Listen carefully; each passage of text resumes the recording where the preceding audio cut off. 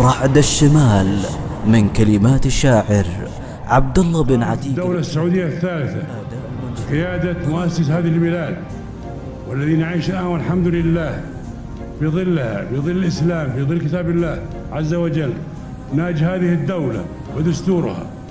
وبعد أيام قليلة تبشر بتحرير الجنوب، لمن تخالط ريحها تبشر بنو خيانها، واليافطة دخانها وشبت على البغي شبوب، يا سعد منه راية التوحيد بيد شالها. ترى الشمال اليرعدت ابشر بتحرير الجنوب، لمن تخالط ريحها تبشر بنو خيالها، تبشر بنو خيالها. يا دار لا تخشى العدو نصلاه من قظله، حلم العدابة يغنم فلا الله لا فالها، فلا الله لا فالها. يا قبلة للمسلمين بالشرق ولا بالغرب، توحيد رب العالمين وحد جميع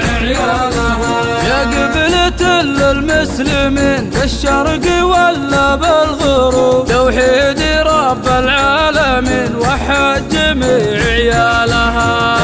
شمال اليرعدت ابشر بتحرير الجنوب، لمن تخالط ريحها تبشر بنو خيالها، واليافطة دخانها وشبت على البغي شبوب، يا سعد منه راية التوحيد بيد شالها. دار الجنوب اللي صفت ترعد شمالها هبوب، والدنبر الطمع بها بتوحيد صاف رجالها. حنا براية دارنا متميزين بالشعوب، دار السعود اللي يحكموا بالدين كل اشكالها. يا ابو فهد حنا معك مسكك في وسط القلوب، وعدك يا اغلى ملك خابت جميع مالها. يا ابو فهد حنا معك مسكك في وسط القلوب، وعدك يا اغلى ملك خابت جميع مالها، خابت جميع مالها. ترى شمال اليرعدت ابشر بتحرير